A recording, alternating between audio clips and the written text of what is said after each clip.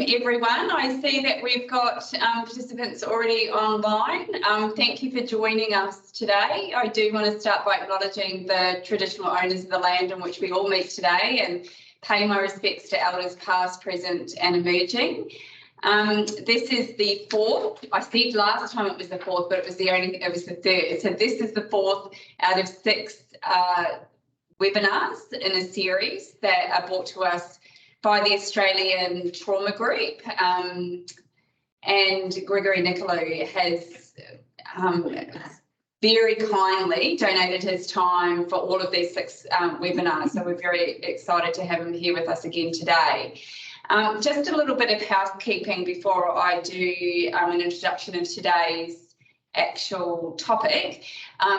This recording is being recorded, so this webinar, is being recorded and will be uploaded onto our website, so that we ask your cameras are turned off and your microphones are turned off. We may enable microphones later on when Gregory allows for questioning, but we would ask that any questions that you have are just general questions, that you're very mindful of confidentiality. If you have specific cases that you're wanting to ask questions about or require support in relation to, then please contact our office on 3256 6166 and ask to speak to the on-call worker. So like I said, this is the 4th out of 6. Today we're talking about environments for change and creating a healing environment free of shame. And it was interesting when I was thinking about today's topic, because I was in a meeting yesterday with departmental staff where we're talking about critical incidences and how our young people, particularly in residentials, are often portrayed in critical incidences, and then how that starts to label them throughout their journey and care. And one of the examples given is, if you have a young person that's escalated and the critical incident says that they're not listening, they wouldn't listen. And actually, turning that around to say, well, that escalated, so it's not that they won't listen, it's that they can't listen.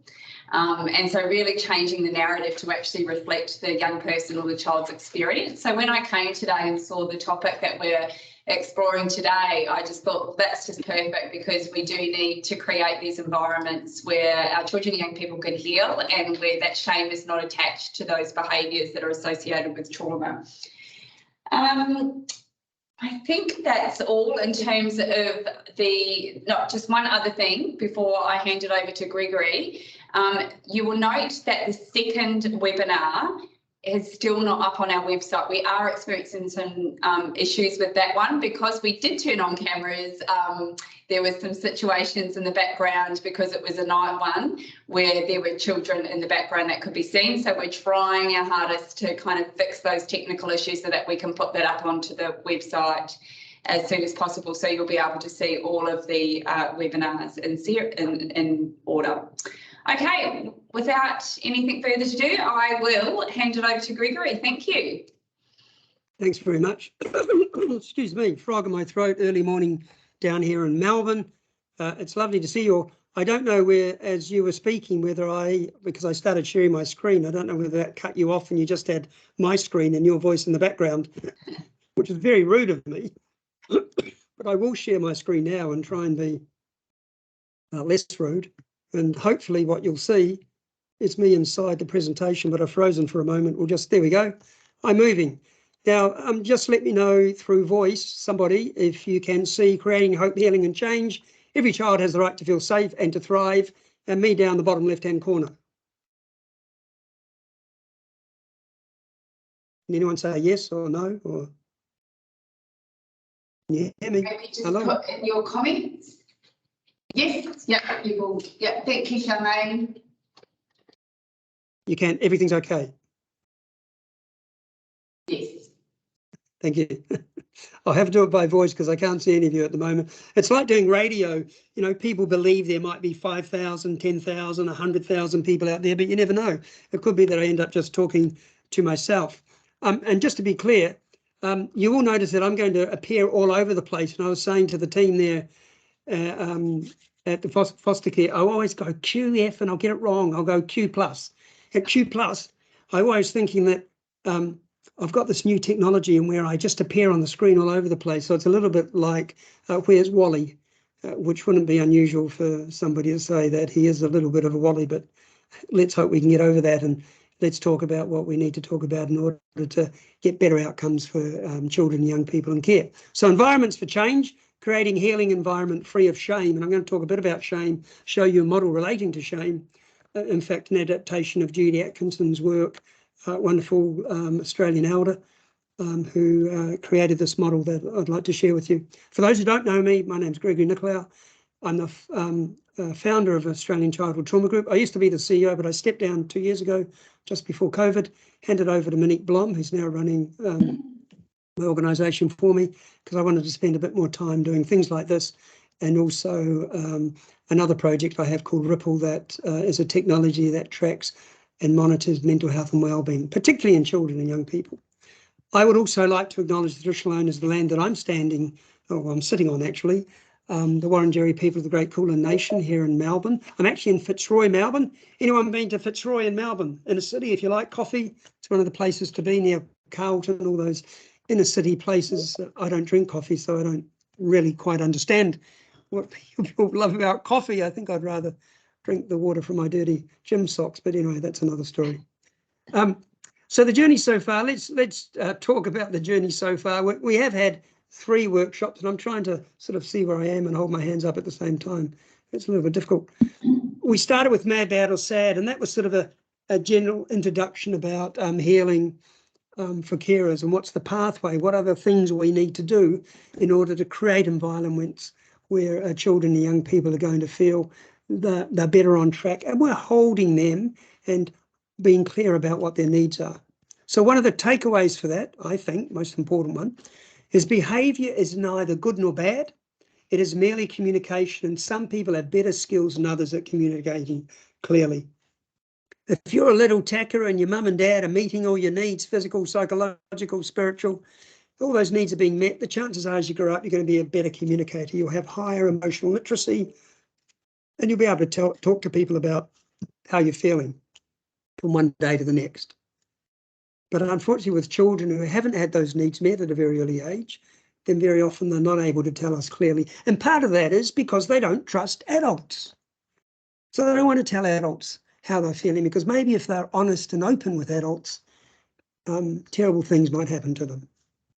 The next thing we did was we did the seminar or workshop called Getting Started. And for those of you who haven't done either of these or only done one and not the other, we will get them online. We're working on that because it's really important. These 6 sessions are sequential. You do Mad, Bad or Sad, and then you do Getting Started and so forth. But Getting Started was about preparing your mind and body as a carer. We weren't talking so much about children. I'm trying to stop myself from coughing. I better cough, excuse me. I'll mute myself for a minute. Then I'll unmute myself and you won't have heard any of that. So preparing your mind, and the takeaway was to do with Dadiri. Breathe, listen deeply, connect, and you can't hurry the river. Change takes time. And this is a really important lesson for people to take on board, because sometimes we have this expectation that when children come into our care, they should be grateful to us that we've opened up our houses and ourselves to these kids, and they should do pretty much what we instruct them to do. And of course, if you expect that, you're going to have a terrible time of being a carer or a worker for that matter, because change takes time. And one of the reasons change takes time is children who have been harmed find it very difficult to form intimate relationships. And it's actually an intimate relationship that is a strong attachment that's required for that healing to take place. And then we had the third one about joining together. So it was about relationships. See the sequentialness of this, getting yourself ready and prepared, and then, okay, I'm ready and prepared. Now, how am I going to form a relationship with a child who doesn't trust adults? How am I going to go about doing that? And one of the takeaways for this was building relationships takes time. Therefore, do not expect children who have been harmed to trust you quickly or at all. They simply may not. And for some children, it won't just be weeks, it won't just be months, it can take years, if they can get there, to form deeply trusting attachments, relationships with adults. So it's something we must hold in our mind all the time with the children that are or young people in your care. So what are we going to do? Oops, too fast. What are we going to do today? I'm going to talk to you about the circle of shame. Shame is one of these interesting things. It's hard to see because it can manifest itself in so many different ways. But I think at the core of many children's and young people's behaviour is a deep sense of shame at the circumstances they find themselves in. You know, children don't wake up in the morning and say, well, I've had a terrible life so far. I think I might go and stay with a carer. I think I will. I think that's what I'm going to do. They wake up in the morning and say, this is a terrible life. I'm scared of my mum. I'm scared of my dad. I'm scared of the neighbours. There are fights and arguments. My uncle, aunt, someone's hurting me. I go to school and I get picked on. All these things happen. It's a terrible, terrible life. Adults don't protect you. They don't keep you safe, etc. And it must be something that I have done. It must be because I'm of no value. And this becomes a sort of a blanket of shame across these kids. And so we want to find a way of lifting that a blanket of shame so that children and young people can begin to heal. I'm going to talk about a sequential framework for change. So this is sort of the beginnings and overall arching framework that we should use when we're going about developing environments where some change, and by change I'm talking about a sense of healing. And when I'm talking about healing, I'm meaning children can form some purposeful relationships and attachments, particularly with adults, but also with peers.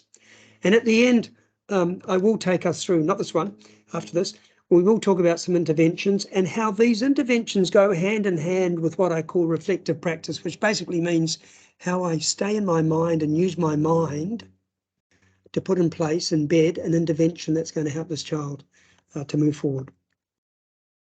And there are 8 foci, it should be, the focus of our interventions. There are 8 foci that I'm going to talk about.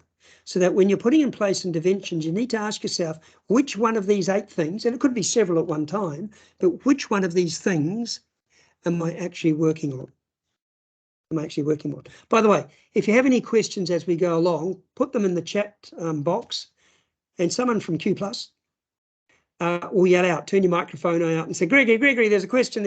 Or if you want to make a statement, don't just let this be me, chat, talk. I know we'll have questions at the end, but if something happens, something in your mind goes, oh, what about this? Or what about that? Or I've had this situation, then please do, just put your hand up and Carissa, Danny and the team will interrupt me. And I don't mind being interrupted. You can interrupt me. There's no shame in interrupting me. And we'll answer that question. So, boom, here I am, the circle of shame. Now, I do have a question for you all, and this will mean somebody will have to turn on their microphone, which means you're going to have to challenge yourself and tell me, what is shame? What is it? Anybody? I'll have a sip of water, and it is water I'm drinking. What is shame?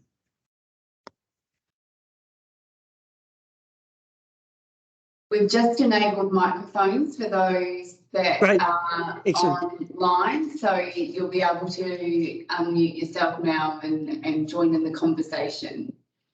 Who's going to go first? Just someone yell out. Well, not yell out, I mean, just speak. Anybody?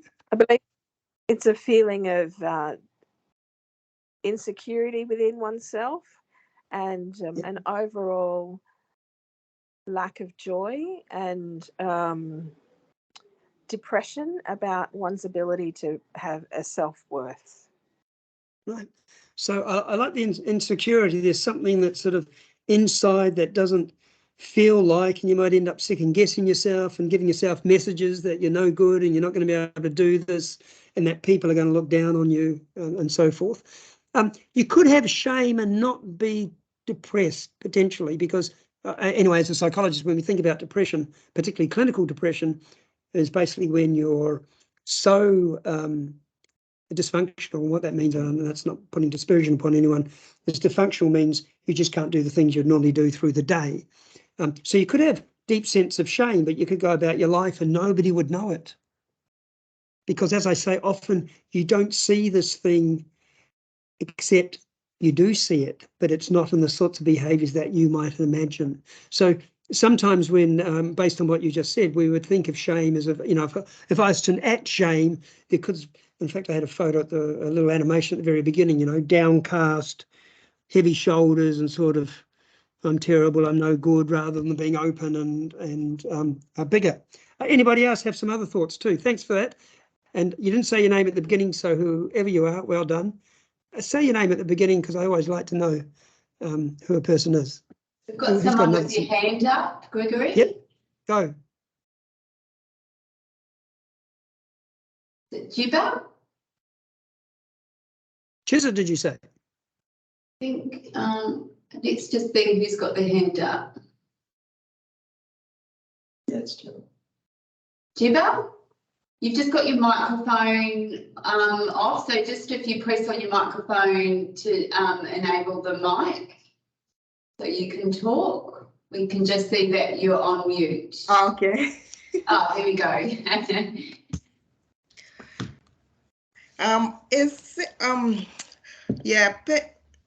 Shame is like a painful feeling or humiliation of humiliation. Yes, yes. Or distress caused by the conscious of wrong or foolish behavior. Yes, I like the beginning, the painful. So shame is absolutely painful, deeply painful for the person who's experiencing it. Yeah. And humiliation, I think, is a great word that can encompass a part of the definition of shame. Humiliation, because when we think we're being humiliated, it's like we're in some sort of public arena and all the eyes are upon us. And we're being told because of something we did or didn't do, the world is judging us in a very negative way. It's a little bit like if an artist puts a piece of work, they work hard for several weeks doing this piece of art and they put it in a public gallery and people come along and they all start laughing at the person's work rather than acknowledging how, even if you don't like it, the work and effort that's been put into something. So great words. I like those. Finally, one more person before we move on, if there's anybody else who's dying to say something. Perhaps disconnected from the goodness that's within you, that you believe that you're bad, yes, as opposed to that goodness. I love that idea of disconnected. So because when we're disconnected from something, it doesn't mean it's not there. It's just something's missing in the connection. And I like that concept, because if something's disconnected, it means we can plug it back in. We can plug something back in that might allow that person to feel the goodness that's in them. Because the goodness that's in people that we talk about very often, even if it's you only see a tiny little bit of it, it still is there. It hasn't gone. Even for the worst people in the world, for those people sitting in jails around, have been jailed for all sorts of terrible, terrible things, believe it or not, or at least I believe, somewhere in that person there is an element of goodness, and there'll be a moment. And Erickson kind of talked about this. Look, if you say, somebody says, oh, I'm really depressed and I don't really want to go on, and I don't like, there's nothing good that happens in the day, and then Erickson would sort of go, well, there's nothing good. 100% of the time, nothing good. And the person goes, well, pretty much. I said, well, what do you do during the day? I get up and I have a cup of coffee. Do you like your coffee? Oh, yeah, I love coffee. So all of a sudden, we've gone from 100% of the day, nothing's good, to this person who says, yeah, I love coffee. Had that moment of drinking that coffee. And by the way, I don't drink coffee. But I know that there'll be people there going, yes, I know that feeling when I get my coffee and I take that sip and sort of nirvana comes across you. But at that moment, Erickson would say, well, it's actually not 100% of the time that you feel depressed. There is a moment in time where you feel okay. If you can have one moment in time you can feel okay, it means you can have 2 moments and 3 moments and 10 moments. A Chinese proverb by Lao Tzu, who was the founder of the Tao Te Ching, said 1 begets 2, 2 begets 10,000 things, and 10,000 things, and excuse me, within Chinese culture is like infinite. So 2 begets 10,000 things. 10,000 things find harmony by combining the forces of positive and negative. Now, the last line sounds a bit strange. A violent man shall die a violent death. there's something in there about sort of karma, comeuppance. But what he was saying is that if you can find one thing, you can find two. And once you've found two, everything is possible.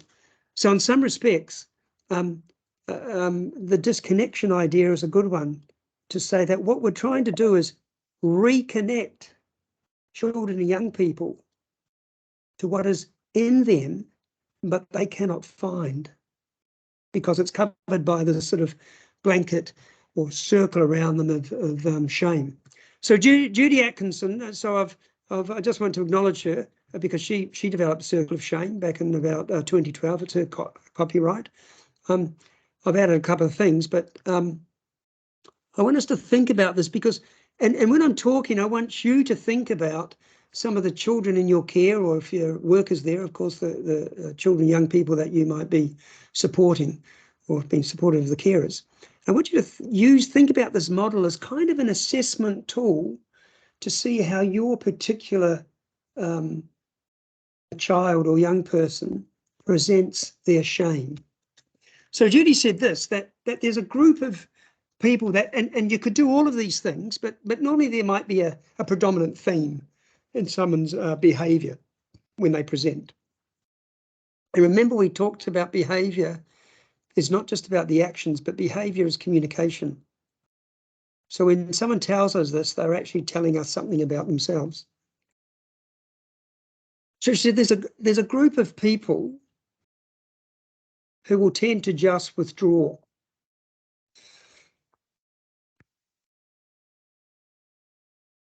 That when they're in the world, and because of the harm done to them, sexual, physical, emotional abuse and neglect, the complex trauma, remember complex trauma is about a traumatic event, but it happens again and again and again and again, and that's what makes it complex. It's not just a one-off thing, you know, this person can't get out of their trauma because they're living it day after day after day. And we know some children, young people will be in a traumatic situation, not just for days or weeks, but possibly for months and some for years. So what they develop is, if they're feeling great shame about what's happened to them, because they feel some sense of responsibility, there's a group who will withdraw. And how they show they withdraw is they become more alienated. And they may set up the circumstances where we don't tend to want to connect with them. Now, we talk about people alienate themselves because of what they do. And it doesn't happen at a conscious level. You know, again, child doesn't wake up and go, oh, I'm going to alienate myself from my peers. I'm going to alienate myself from teachers, my carer, a caseworker. It doesn't happen on this conscious level in our thinking mind. It's way in these kind of deep recesses of the brain, but also deep recesses of the mind. And I can't recall if I've spoken about this idea that the brain and the mind are a little bit different. You know, the brain is the physiological structures that make up the brain, the grey matter, neurons. But the mind is sort of what we do with the data that we receive. That is, feelings, or through our senses. It can be feelings, what we touch, what we sense, what we hear, what we see, what we smell, what we taste, and so forth. So there's a group that will alienate themselves. There's another group within this kind of withdrawal cohort that will have high levels of anxiety. And it may be this high level anxiety is to do with you trying to get closer to them. Because what they have learned is when people get close, they are the people that hurt you. You know, a school teacher, a little athletics club, a coach, a neighbour, an aunt, an uncle, whoever it happens to be, got really close to me. You know, we call that grooming, and said I was wonderful and everything was great. And this created anxiety. Now, I'll tell you about my own experience of this. So when I was about 7 or 8, and I might have shared this with you before. If I have, I'm repeating myself, but some of you might be new, so the story will be new. If you've heard the story, just fall asleep. It is about my own experience of being groomed. So if anyone needs to switch off, then switch off. But, you know, we're in the business of working with children who have experienced abuse. So we've got to get used to being able to hold and listen to people's stories. So I was with 2 of my sisters. I've got 4 sisters. I'm the youngest. We were walking through Chingford Park, which is a park in Dunedin in New Zealand, where I come from. And at the door of we were walking past the little athletics club, which was, I can still picture it. It's just a little, not traditional brick, but block, made of concrete block building with a corrugated iron roof. It was blue, sort of a light blue. So I can remember. So one thing about when you have these traumatic events, the memories can be quite clear. Of course, we do know, though, also memories can be created. But I don't think I've created many of these. And so in this, a member, one of the coaches, came out and said, "Oh, didn't you used to be part of the little athletics club?" Now that line there straight away, when you're a young kid and someone's pointing to you and going, "Hey, you, I remember you," it kind of makes you feel, "Oh, I'm a bit chuffed. Somebody, you know, big adults thinking of me." Invited me into the block, and my sisters went on. No, we probably didn't think anything of it. I popped in and he said, "Do you want to play darts?" So, fair enough. I can remember him when he closed the door, he snipped the little brass lock. It was one of those old Lockwood brass locks. I can still remember that noise, sound. If I hear it, doesn't really happen now, but if I do hear it sometimes, back years ago, I'd be back in that space. And then what happened is about 2 or 3 hours we're playing darts, and I noticed over time he started to try and get me to do stuff. None of it was successful. Didn't happen. I can only assume I knew something was up, but the reason I'm telling you this story is that it's my first real experience of a feeling of inside my body of great anxiety, an anxiety towards an adult in a powerful position. So the impact of that is when I got out, I told nobody about it. Why? Because I felt terrible. And I know that today, and some years ago through therapy, that feeling was that terrible feeling was a feeling of shame that I had brought this upon myself. Now, what that meant, how that translated down the track is that, and again, it very rarely happens now, but if I'm in the presence of what might be deemed powerful people, you know, the secretary of the department or the Premier of Victoria or a minister or the CEO of a company, my little child self, the infant in me, or that sort of 7, 8-year-old starts to sort of flutter a bit with anxiety around, oh, are they going to close the door and snip the lock? And so I have to, my adult self, have to hold on to my mind and say, it's okay. I'm going to deal with this. So anxiety can be a terribly insidious thing. And very often kids who withdraw will have this heightened anxiety. The other one is detachment, and somebody mentioned that when we're talking about shame, this idea of detaching it. And that attachment's an interesting thing because it's sort of dissociative. We talk about this in psychology, and dissociation is when it doesn't mean you don't have something, but the things stop being connected. And you would have heard it, extreme examples of this. Anyone seen the movie, I think it was called Sybil, about the woman who had 54 or 66 or so many different personalities. And so this is dissociation. All those people are still part of her, but she split them all off and they all come out differently. And somehow they have to find a way in the therapeutic process of bringing those together. Now, it's interesting with detachment, it can be scary for a child or young person if they're aware of, you can be aware of your dissociative state. You know, you're sort of moving further away from reality or something. The other one is removal. Basically, is that you have these moments where you literally, if you're in a situation where you think, uh-oh, this is not good, I'm having those feelings again, you take yourself away, you physically take yourself away. You can psychologically take yourself away too. And the final one is isolation, where you don't even put yourself in a situation where you might be in the presence of people at all. You become withdrawn. You might end up on, you know, gaming several hours a day or night, and that's the thing you do from then on. So just want you to think for a moment of the children you care who might demonstrate how they feel about themselves internally, and they use withdrawal as a mechanism to manage these deep feelings of shame. So the next one is attack self.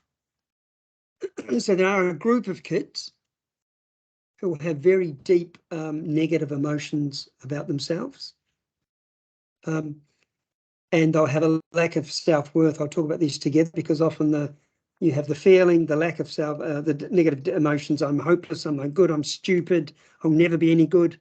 What's the point of trying? All that kind of stuff. And their sense of value in the world is very, very low. And as part of that, in order to get some relief, or in order to hurt themselves because they believe they should be hurt, they may engage in self-harming behaviours. And they can be things from just scratching, pulling hair out, known as trichotillomania. Try and say that 3 times fast. Trichotillomania, trichotillomania, trichotillomania. To very extreme versions of self-harm where people are literally cutting, and potentially they could cause either deep and permanent harm, such as scarring, and or lose their lives because they will, if they've cut themselves deeply enough, they can't stop the blood flow. And this attack self, you can get it in young children or even infants who might self-harm by head banging. A terrible thing to see when you watch people do this, head banging on floors or on walls and so forth. But the attack of self, and when it comes to this sort of envelope of shame over one, is saying, I am just simply not worthy. Simply not worthy.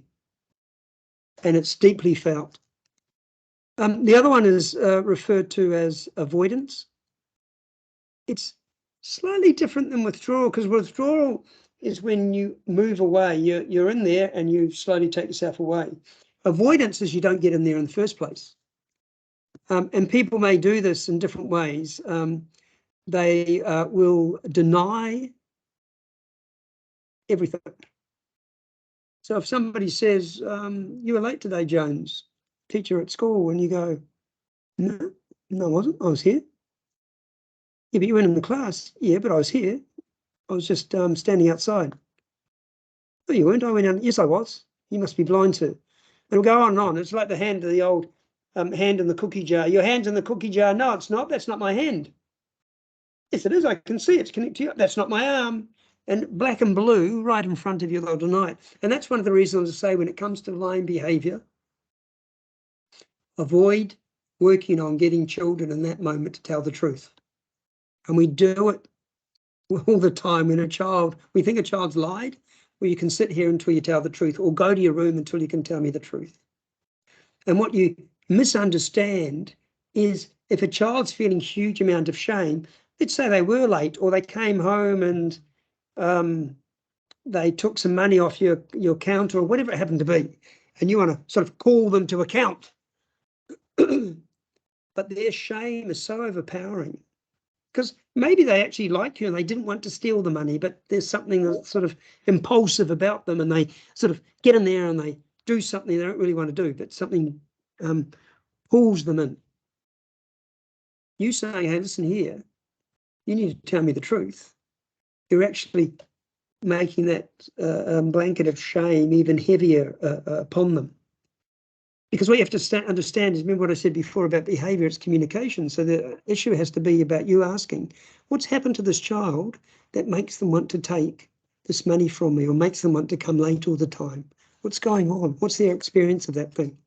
Substance abuse, particularly in teenagers, but we do see younger children in the sort of can be 7 to 12-year-old age group starting to get involved in petrol sniffing or alcohol or marijuana and so forth, but generally teenagers. And again, substance abuse. It's another form of withdrawal and attachment, really, but it's used to avoid. I can't even get myself into a state where I can go in there because I'm so high, I can't be part of that. And escape and evading, either in a real sense of the word, in order to avoid something. Kids who might be in residential care and they simply leave the house all the time. They don't go in to the house. They don't spend nights there, or they spend one night there and then go away for 4 days. That sort of escape and evading is because they don't want to have to face these things, because there's too much shame, just too much shame having to face yourself. Because very often what we're doing is we're putting a mirror up to these children and say, look at yourself. And what we should be doing is saying, you don't need to look at that mirror. Let's forget about the mirror. We don't need it.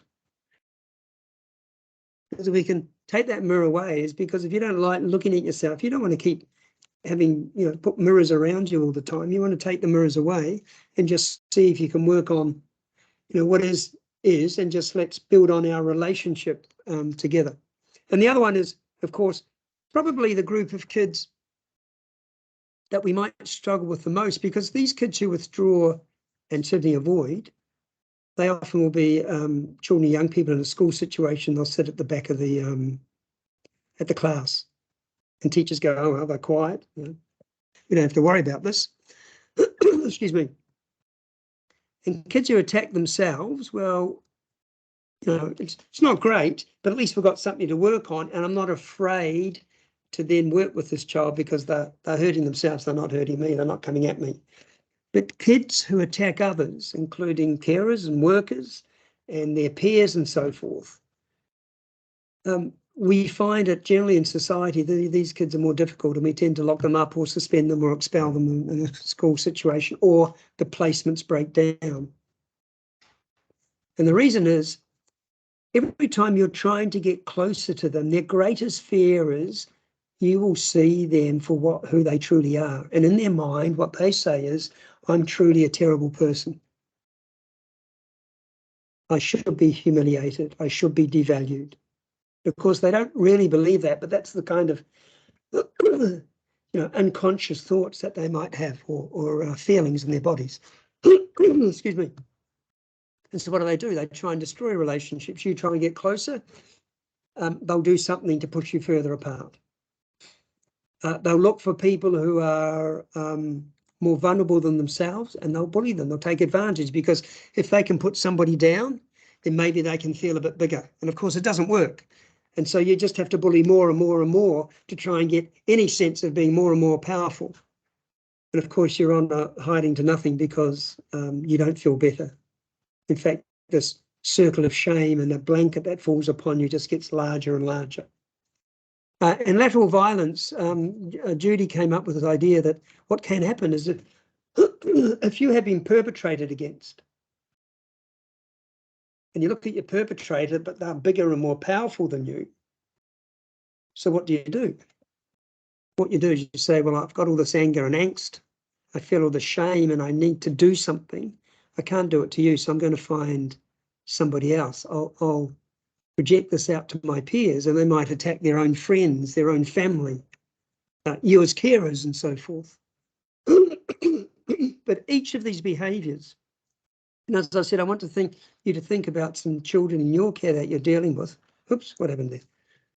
And think about it in terms of, do I have a child who's more of a withdrawer, one who attacks self, one who avoids, or one who attacks others? Now, as I said, you can have elements of any of these, but most children will have a predominant one that stands out. And it will give you some insight. Excuse me, I'm going to sneeze. I hope I got I didn't. I was hoping to turn off I'm so sorry. I've got a little mute button here I can turn off when I do crazy things, and I didn't get to turn it off. I'm sure you're all saying, bless me, etc. Excuse me. I had a workman here yesterday, and he was making dust, and it's still up there. There's all dust in there, but let's move on.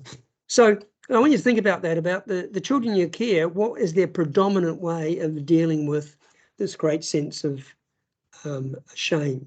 Because if you're going to get close to children, if you're actually going to create an environment where they can heal, we have to find a way to lift this blanket of shame and the circle of shame that surrounds them. We actually have to help them to lift that. So, and to do it, we have what's called but just before I go to the sequential framework of change, does anybody have any questions so far? Any statements to make? Any thoughts? Any examples, etc.? Anybody there? They'll turn your microphones or free your microphones up, and you can ask any questions or statements. Is there anybody out there, Carissa or? We're just going to enable the microphones again. So we might keep them on from now on. So just be with us for 2 seconds. You're going to push a lot of buttons and things. Yes. Yeah. Okay, so people should be able to unmute their microphones now and ask Gregory if they have any questions. Or comments. Or comment. Gregory, it's Louise. Hi, I was Louise. just wondering, the circle of shame, I have children that have eating, that have disabilities with their eating, but the youngest one, I can pick nearly every one of those circles for her. Yep. So Well, sorry, go on, Louise. would that be part of her circle of shame, that she can't eat what everybody else eats?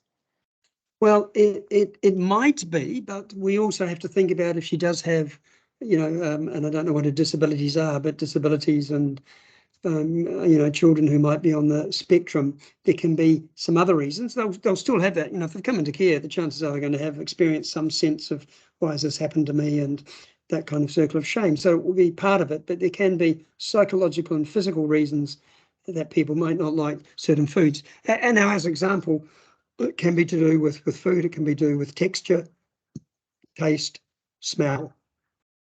They simply might not, excuse me, like that. For instance, my wife Melina and one of our best friends Joel, they both hate sashimi, which is sushi but without the rice, raw fish. But Joel's wife Tomomi, who's from Japan, she loves it and I love it. So we love eel and all sorts of things. Yum, yum, yum. Could eat it all day. But for the others, it's the texture and the taste and the touch. They just can't.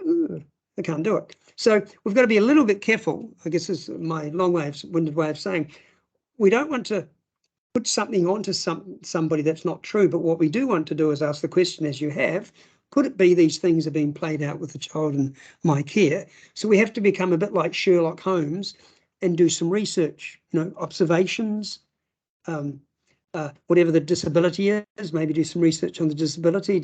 Is food known to be a particular trigger with children with this particular disability, and so forth?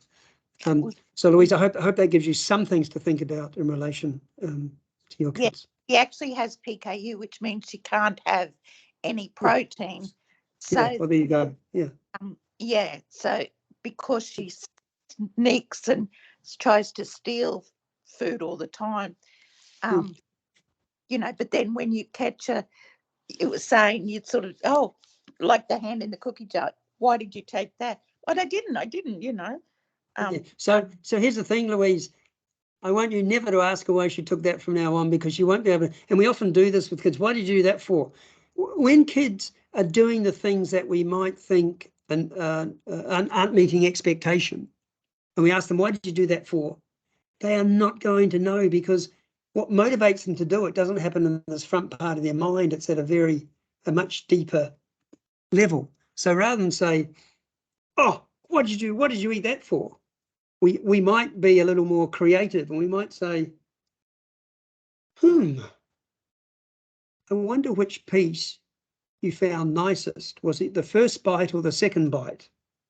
And you're kind of doing, kids go, oh, well, that's not what I expected. You normally tell me, why did I do that for? And now you're saying, which was the nicest bite? And what you're doing is you're taking a little bit of the energy out of things, but also you're stopping yourself. And remember, we talked about our reptilian brains. You're stopping yourself, and I'll talk about it a little bit later. You're stopping yourself from being reactive. As soon as you become reactive in trying to speak to one of these kids, they will go into their default position of withdrawal, attacking self, avoiding, or attacking others. In the case if you're about, it'll be you. Yeah. And it's really tricky, but you need to think differently, because if a kid's lying, it's not life and death. It's not. And you have to ask yourself, what is your motivation to get to the truth? And is getting to the truth going to create a healing environment for kids? So it's not a matter of making them own their behaviour.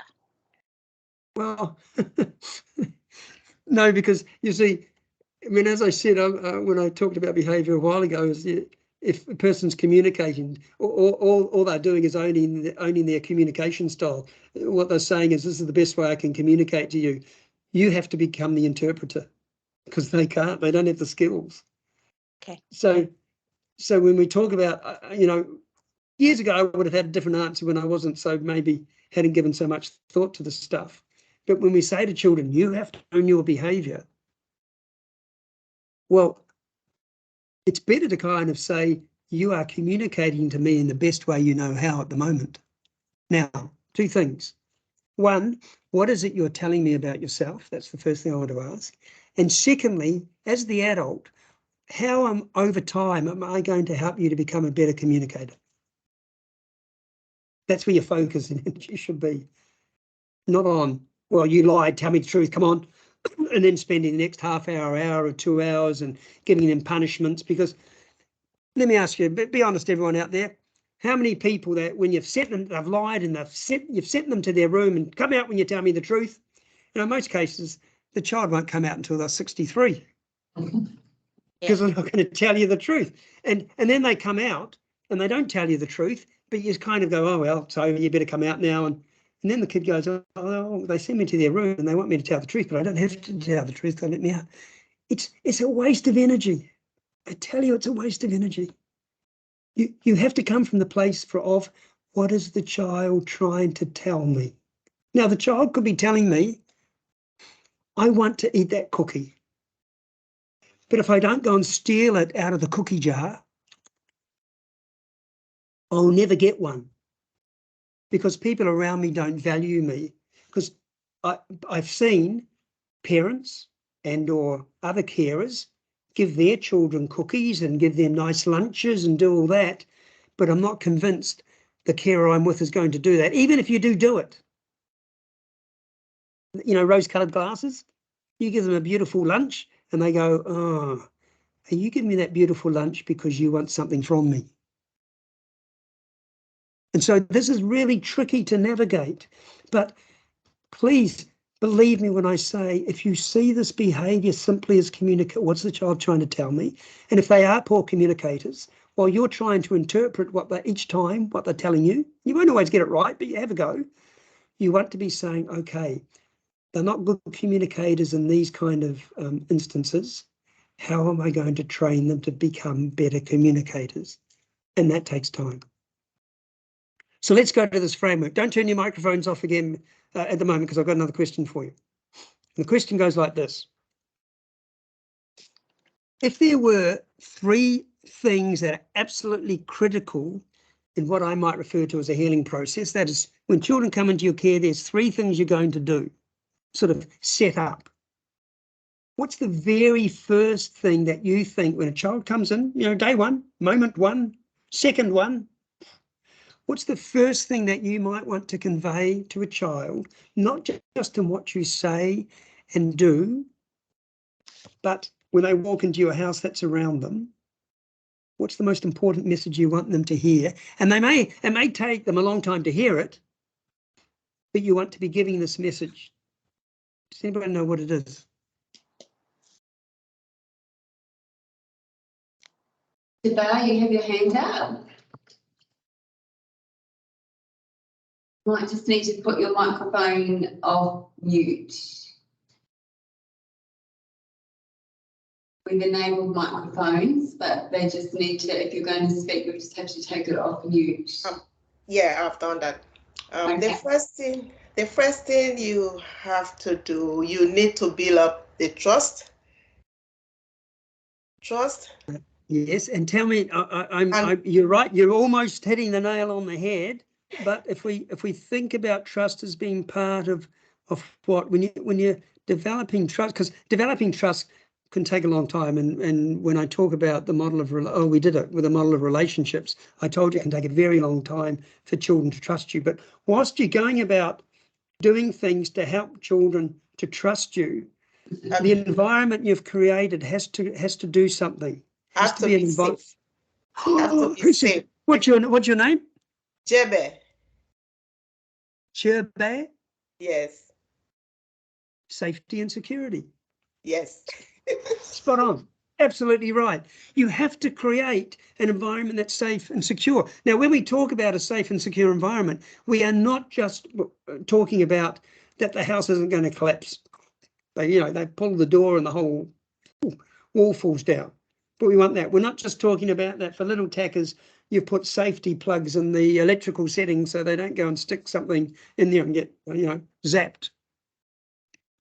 But safety and security means a few things. So it means the physical environment is set up in a way that they come in and they go, and that it's not chaotic.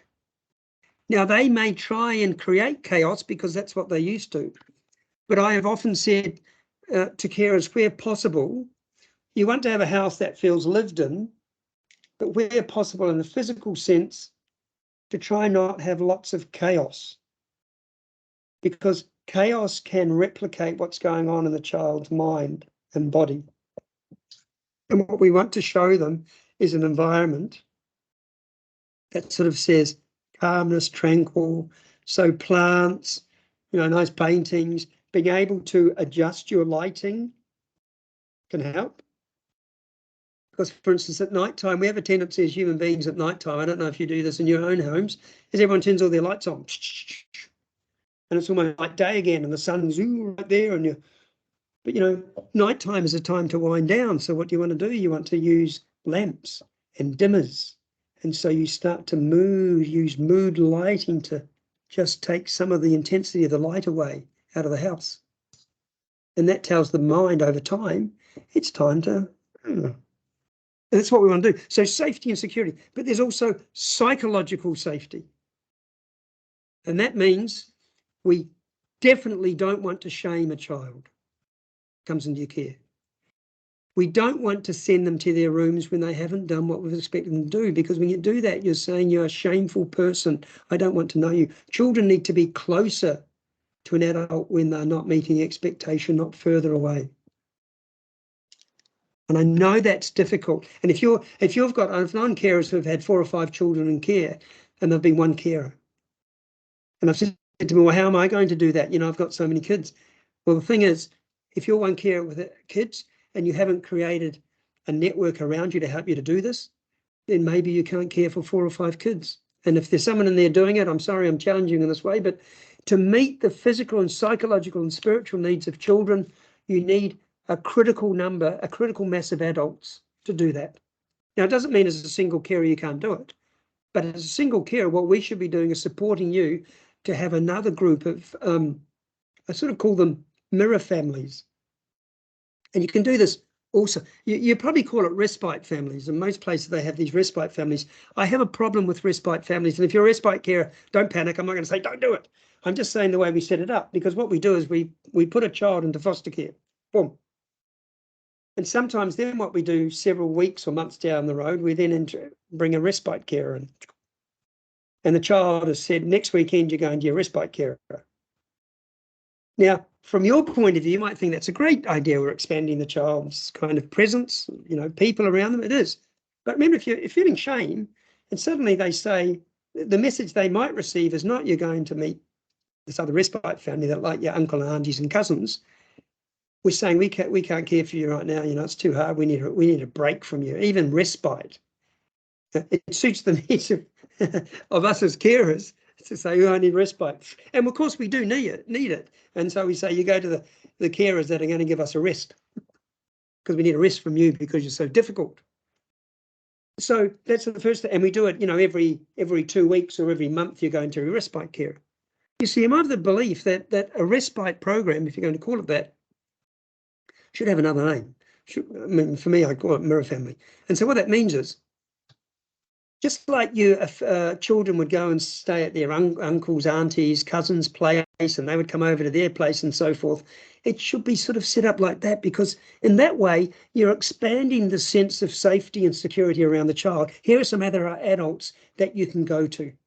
Here are some older cousins that you can go to. And then it should be a bit like this.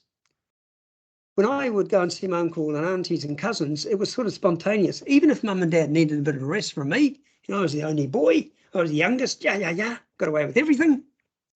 No, I didn't. But they were able to say, hey, Colleen, who was my kind of auntie, she'd say, hey, Colleen has invited you over to stay for a couple of days. So I go, well, fantastic, I'm going to Colleen's and I'll see my cousins. And it wasn't fixed. And then sometimes cousins would ring up and say, hey, we're coming over, we're bringing a meal over and we'll have time with you. And mum and dad might say, look, we're going out tonight, just mum and dad. So carers, because it's important for carers to do stuff for themselves, we're going out. And part of the Mirror family, it might be one of the older children comes over, the older cousins comes over to look after. So it becomes a bit more natural, I guess is what I'm saying. And this actually helps to create sense of safety and security, because that's how we do it in our own biological worlds. We don't have this fixed thing that happens. So if we've created safety, we've done psychological safety, we're not shaming the child. We've got physical safety, we're not going to use the threat of removal of food or punishment and those sorts of things. That creates safety and security. If we create that kind of environment, what's the next part? If kids are feeling safe with you and secure, and part of security, the difference between safety is, I feel safe here. Secure means I'm not going to be kicked out when I don't meet expectations. I'm going to be fed when I'm hungry.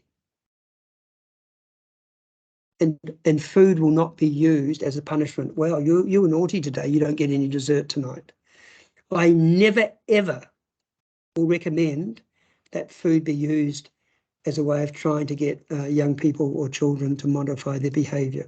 If a child's acted poorly, say they broke a window doing something they shouldn't have done, and it comes to evening food, they have their food, they still get their dessert. We deal with the broken window in a very different way. But if you created the safety and security, what's next? What does it enable kids to do? And it's so important. Anybody? Feel wanted and loved. Hmm? Feeling wanted or loved. Yes, I like that. You enable them to feel, but it's something else. It's kind of a doing thing. We'd expect when, say, as safety and security happens, that these fairly being one start to emerge, but they actually happen at a later stage, and I'll tell you when that later stage is. But before that, something else has to happen. Or the safety and security enables this thing to happen. Anyone else want to have a guess before I take you out of all the surprise? Build relationships. This thing is going to allow that to happen later on. Look, I'll do it because it's a really, sorry, what was that? No, I didn't say anything else. Okay, here it is. I'll take the argument. Pardon? Love will occur, but one of the things I do say is love is never enough. These kids need much more than love. Love is part of it, but it's not. It's called processing. There it is. Okay, communication. What was that? Communication between communication. Well, you're pretty close again, because it's called processing. So processing enables, it's something to do with communication, but processing, and what we're talking about when processing is we want them to be able to process their story, their narrative. And part of processing that story is they'll communicate the story to us, but they may not do it in a way where the story's clear. They don't go, once upon a time, Gregory was living in a house where adults couldn't look after him. No, it doesn't happen like that. It'd be great if it was, but it doesn't. But they have to process the mixed feelings and the conflicts they have, and the not understanding why they now with this stranger, and what's happened to their mum and dad, and what's happened to their brothers and sisters, and what does this mean for them, and what does it mean for the rest of their life, and all that stuff has to be processed. And that's why some form of therapeutic process for all children who come into care as early as possible is critically important. They need a space to be able to talk about it. And part of that talking might be with you. And I say to carers, if a child starts talking about their what's happened with their mum and dad, all you need to do is to listen. You don't have to say anything. And you particularly don't want to say your mum and dad were bad people, they shouldn't have done that to you, that kind of stuff. You want to go, Scott Peck, Michael Balin said, don't just do something, sit there. So during this processing phase, carers being able to sit with a child and just listen is incredibly powerful. So if a child's been able to process some of their story, what do you think they can do then?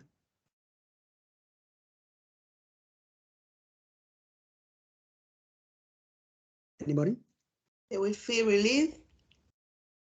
Well, well, they will feel relieved because something's going to happen that's going to enable them to feel a bit relieved. What's this thing going to happen? If you can tell a story, what happens to you as a person? What do you then do with that story? You get Move rid on. of the problems that you have been through if that person listens to you. It's close. You're close. I'll hold on to that. And someone else said something too. What else Okay. was said? Pardon? Move on. They can move on. They can move on. You're almost spot on. It's called integration. And integration means, and this is critically important, that when you can process your story, it means, and you can integrate it, because you can't take your story and say, yeah, get rid of it. It's not part of me, because that would be dissociative, because your history is your history. That event that happened to me as a child with that coach at the Little Athletics Club, I can't get rid of that story. It's part of me. However, I can make a decision that that story is not going to dictate who I become. That is, my history is not going to dictate who I become, but rather I determine how my history is going to be played out. And that is the critically important thing. When I can see that complex trauma, the harm that happened to me, the abuse that happened to me is only one little part of my entire story. And therefore, it doesn't have to take up everything, all of my life. I can grow and learn and do other things and feel empowered, etc. And I think that's absolutely important, that we provide that opportunity for children to do that. So we've decided that, okay, we need to do this sequence. Actually, you know what I forgot to do is just to acknowledge Judith Herman, who developed this sequential framework for change.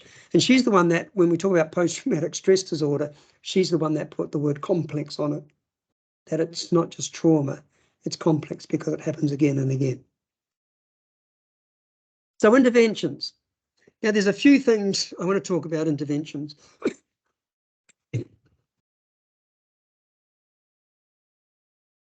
And the first thing is this.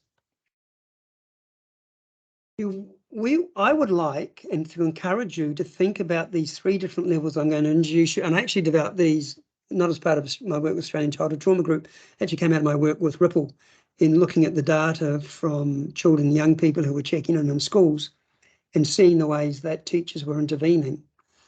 And so we created this intervention framework to make it easier for people, in this case would be carers and workers, to think about what's the best intervention right now. And so we talk about soft, moderate and hard touch interventions. So we're talking about soft touch intervention, and I'd say we should be doing this about 75, 80% of our time. It's low intrusiveness. It tends to be sort of in the moment empathy. I can see you feeling really angry, Danny. And boy, there's some big feelings here. It looks like they're becoming the boss of you at the moment. And I might say, listen, mate, if you want to talk about that a little bit later on, we could go for a walk, we could pop outside, or we could, do something. And then I leave it. You can only do a soft touch intervention if you're getting in early enough. If you leave it too late, you can't do soft touch. You try and do empathy with someone who's in their reptilian brain. You'll probably get slapped or something thrown at you, or they'll tell you to, get stuffed. So important to think about, to monitor, where am I? Have I intervened really early, or am I intervening further down the track? Because if you're intervening further down the track, then we're in what's called a moderate touch intervention, and it's probably going to take 10 or 20% of our time when working with children in care. Now, you may find this gets reversed when at a certain stage in the life cycle of a child in your care, because very often when they come into your care, it's a bit like they're Pollyanna. And that being sort of Pollyanna-ish might last for an hour, a day, maybe a week, maybe a month. And then all of a sudden you have carers pulling their hair out, or a worker pulling their hair, thinking it's like Dr. Jekyll and Mr. Hyde.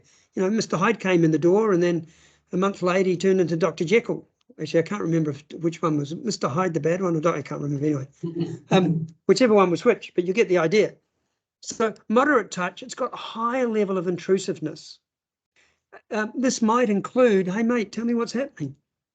It's not like you to, you know, feel so angry that you need to throw things around in the house. And it may be this is a time when you as the carer might need to get some help. You might be consulting your caseworker or the therapist and say, look, I'm stuck, I don't understand this, I'm not sure what's going on. So it might take a bit longer to determine what the intervention is going to be. And then we have what's called hard touch intervention. This is high level intrusiveness, but it should happen less than 5% of the time. Because if you're intervening early, you're watching for the signs of something's not going so well. You're looking for the signs and you're going, let's do something now. Let's not just wait and see. Now, doing something now, as Balin said, it might actually be waiting. I know that's strange, but waiting, consciously waiting. So in other words, don't just do something, sit there. So you might decide, soft touch intervention is, I'm going to sit quietly with this child, but I am doing something, and yet I'm not doing something. I hope you can work that out in your head. I hope you're not going, what's he doing? He's playing with our heads. But high-level intrusive intervention is hard touch. Other members of the care team will be involved, caseworker, therapist, psychologist. Care team meetings might become more regular instead of once a year. You might be having them weekly. I was being a bit facetious when I said once a year. You know, we should ensure that care team meetings are a bit sacrosanct. We should ensure carers are there and people are sitting around thinking about the child.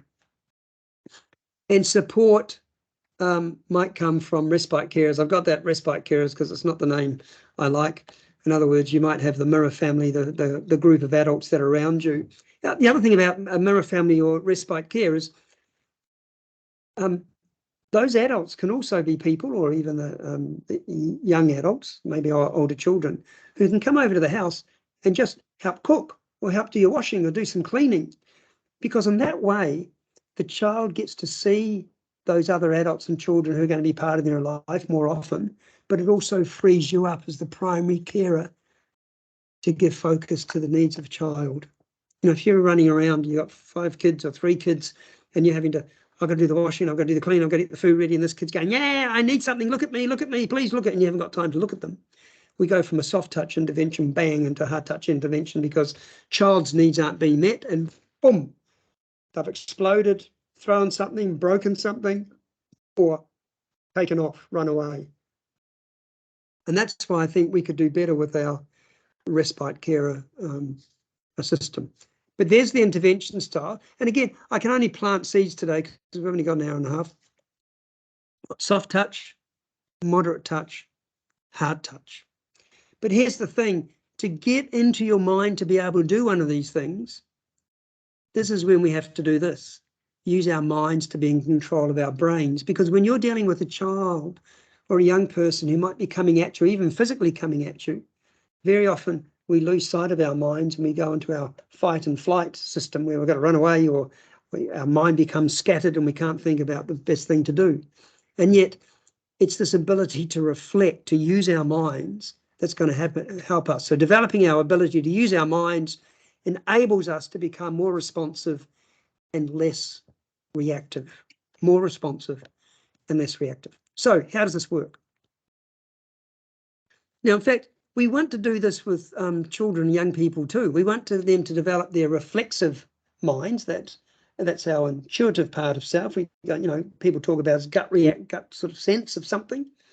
And our reflective minds, which is the insight, the connections we make when we've got data coming in, and we go, aha, I know what's going on now.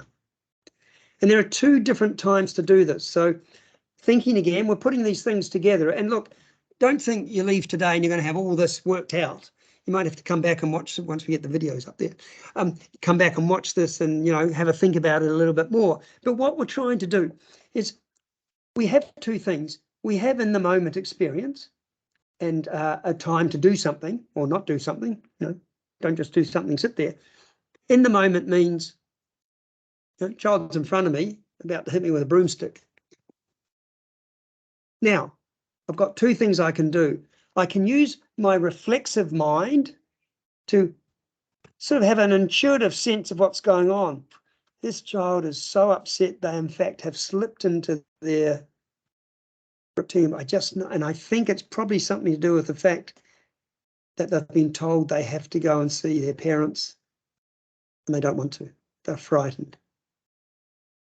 My reflective mind is the part that says, well, what's the best thing to do at the moment? Do I grab the broom off them and hit them on the head? And of course, the answer is no. Just a caveat there in case anyone snippets out this little video and goes, here, Gregory Nicolau said you should hit a kid with a broom. I'm not saying that. Don't do it. But what can I do right in this moment to help de-escalate the situation? And then we have on the moment. And on the moment is when we're looking back at what happened and we're saying, what do I think was going on then? And what might be the best thing for me to do in the future? And that could be something around what do we need to help develop in the child, their communication skills, their emotional literacy skills. How do we get them ready if they are having catch up with their mums or dads? I know you probably call it access. I try and avoid that word too. It sounds funny. You don't have access with your cousins. So maybe it's better to talk about catch up. When they have a catch up with their mum and dad, how do I help them to get ready for it? And how do I bring them back when they return? How do I help them get back into our rhythm? And we certainly will talk about that, excuse me, in the very last workshop we do, which is on rhythm. In fact, the word rhythm is used because that's how we heal, rhythm, which I'll come back to. So the focus of our interventions, I'm coming close to the end of that so I can have time for talks and conversations. So in order to create healing, these are 8 things. I'd like you to sort of spend some time in your mind. I forgot to put an image of myself. I've disappeared. I am still here, by the way. You can hear my voice, but you can't see me. So I forgot to put this. This was a tile I put in, a slide I put in late. I forgot to put in myself. There we go. So the first thing is this. In order to create healing, there are things we want to develop in the child. One of the first things is smart thinking. And think about smart thinking as a child having some control of their mind rather than their brain, their reptilian brain taking over.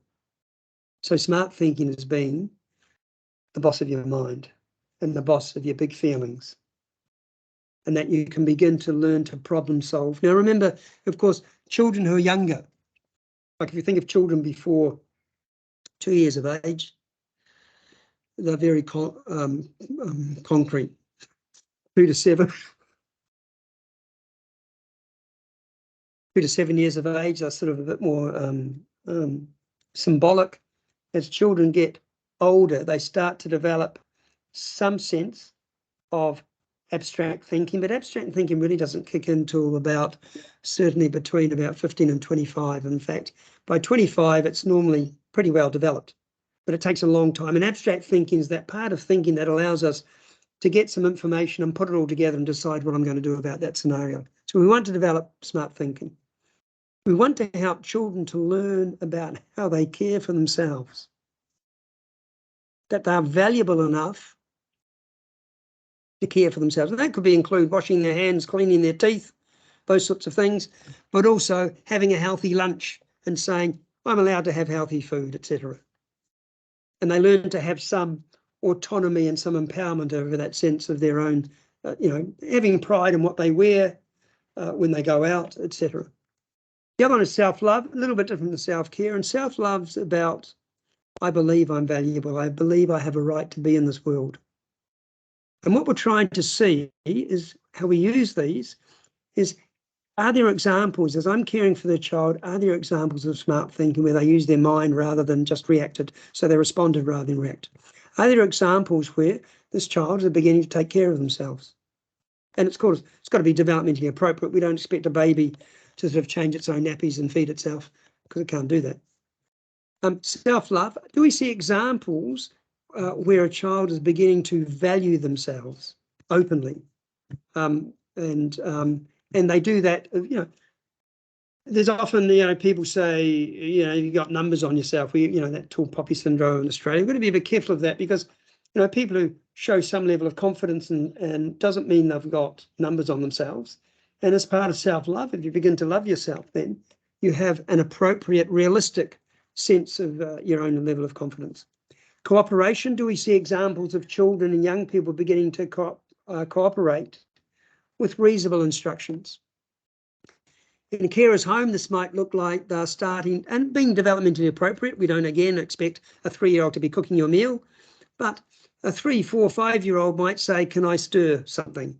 Can I put it on the pan? Can I do this? Can I do that? They're wanting to be involved or help out. Or if you're cleaning somewhere, they say, can I fold with, whatever it happens to be. But they're showing elements of a sense of we're in this together and we need to help each other out the best we can. The next one is empathy. And a good example of a child showing empathy is when you as the carer might be sick. They might come up and say, can I make you a cup of tea? Or here, do you need something? They're actually seeing the pain in somebody else. Or they might see a child fall over and they go in the schoolyard and they go over and help them, to get back up again and make them feel good and get back into the game. And of course, much more advanced empathy, and you won't normally see it outwardly as an example in terms of them saying, it looks like you're feeling really angry. That comes well and truly into sort of definitely late teens, but even into slightly later, early adulthood in their kind of 20s. Cultural identity, that a child is beginning to connect with their culture, speak about their culture, understand their culture, and there's a sense of their cultures embedded in themselves. Connectedness, this again is about relationships, so they're becoming more connected or attached to you, and they show it that they want to be around you, that they want to be part of what your family is doing, and them being part of your family is doing. They want to be in there rather than avoiding it and going into their room and spending more time in their bedrooms and gaming or doing something like that. And the other one is safety. And so what we would see in children, are they acting in safe ways? Are they lessening the risk-taking behaviour they would normally engage in, and so forth? So these are, sorry, my phone just went off. So these are really important things for us to think about, but I want you to think about it in your process of caring for a child, to look for examples of these things occurring, and where they're not occurring, for you to think with your care team or caseworker, therapist, psychologist, whoever's helping you, whoever's around, again, your mirror family, respite family. How do we develop more smart thinking, empathy, cultural identity, etc., in the child? So let's just go, before we go to questions, let's go through this practice summary for today. So we want to avoid using shame to modify children and young people's behaviours. No go to your room, no sit there until you're better or until you tell me the truth, that kind of stuff. No, why aren't you doing what your sister does? Why aren't you as good as your brother? All those kind of things are shaming of children. Be aware that shame can present itself many ways, therefore look beyond what you see. So as I've said, shame can present itself in different sorts of behaviours. So a child can be angry, but that anger might be just covering the shame that sits beneath it. Creating a safe and secure environment is critical if you want the child or young person in your care to share their story with you or to trust you. Critically important. And learn to intervene early and minimise the intrusiveness of your intervention where possible. So again, if you see something and you think something's bubbling away here, don't let it ride, don't let it go. But as I said, doing something might be just sitting or walking with the child without necessarily saying anything. So there is a line between this doing and doing nothing, but you've got to work it out, and you'll become good at experimenting or making observations. And all I say is learn. When you do an intervention, if the kid comes at you and throws a ball in your face, you probably know maybe that was the wrong intervention at that time. So I do want you to have your mind open to learning and experimenting with what you're doing. And your mind is for being responsive. Your brain is for reacting. So work hard at staying in your mind. I can't remember if we talked about Didiri further back. I think we did in the second session about staying in your mind, learning to use your breath.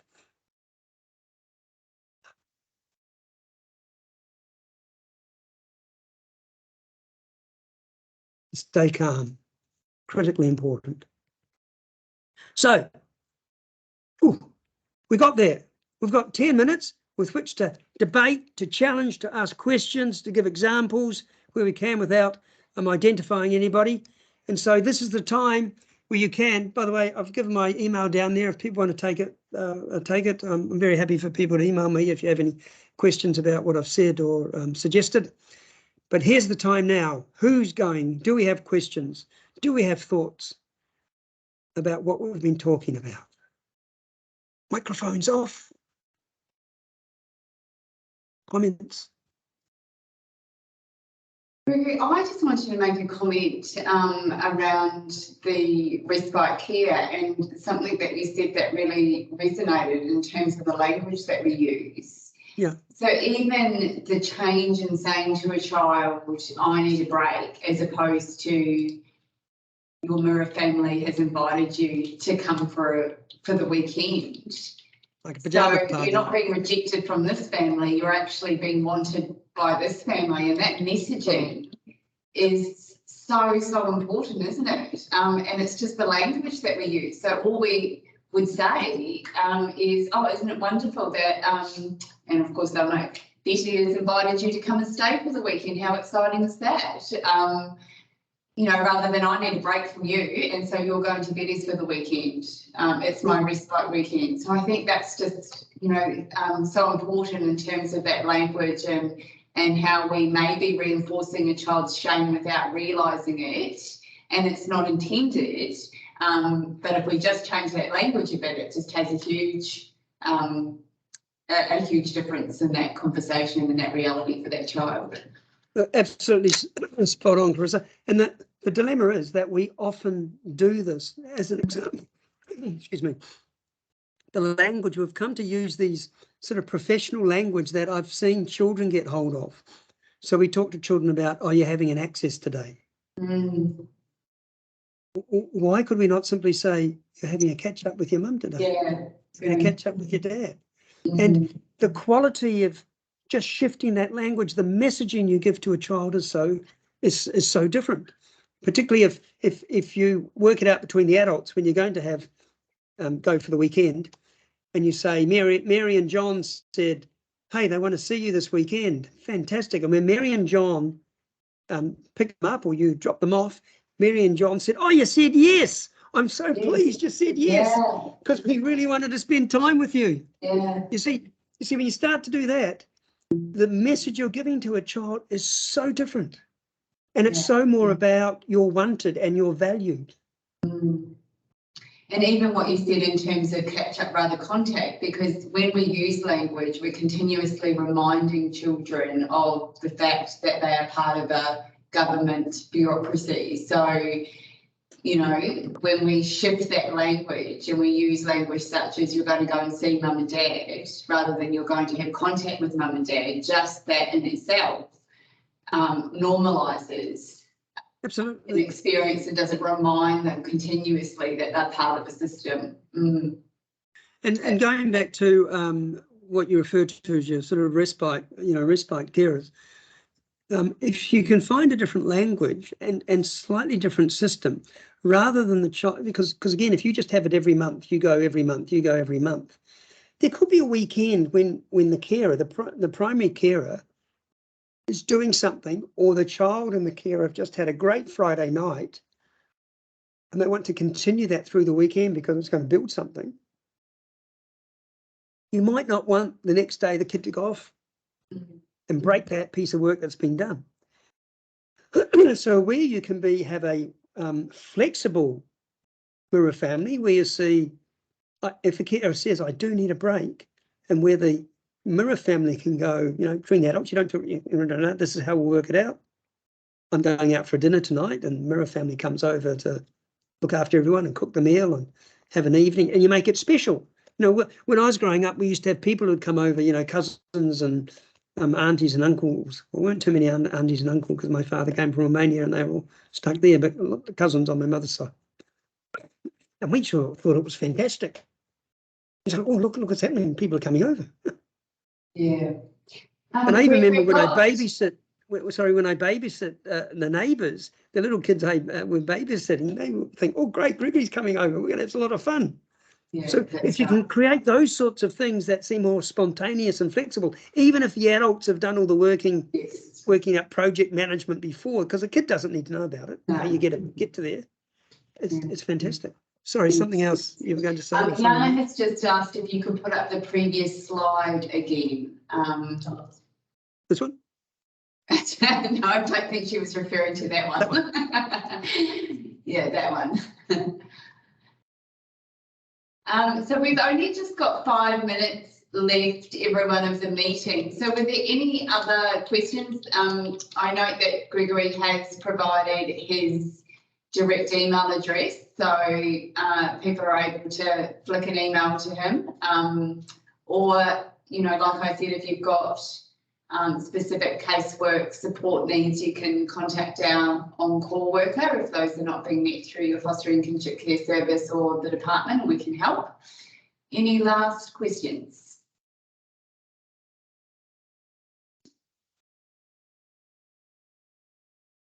Seem to be. Not a question, but just say thank you very much. It was a really helpful presentation, and greatly appreciated it. Thank you so much. That's Thanks very for generous the of you. feedback. Thank you. Yeah, and look, every time, I say this every time, but every time I have training with Gregory, I always come away with something. And today my takeaway is definitely that language. And we're certainly in that space where we've been talking about using different language and not using the word placement and not using the word contact. But I think that's a really interesting concept around the respite care and, you know, a child really viewing that as they've been invited to go and stay at another home because they're wanted rather than this home needs a break from you. I think that's a really strong message and something I'll certainly take away. Thank you, Gregory, once again for your time and recognition that all this time Gregory has volunteered. So that's many hours of his time that we've taken so far, and the fact that we can upload these onto our website and that people can go back and watch them again is amazing. We've got some messages up saying thank you from Jacob and Michelle and Joanna. So I will leave it at that. We will have this uploaded on our website in just a few days. Thank you, Gregory, and we will see you for the fifth session in October. Look forward to it very much. If you're so. interested There's in the Matilda. October session, just please go to our Matilda, website and register. Yeah. Oh, and we see your dog in the background. Yeah, that's Matilda. Wonderful. Thank you.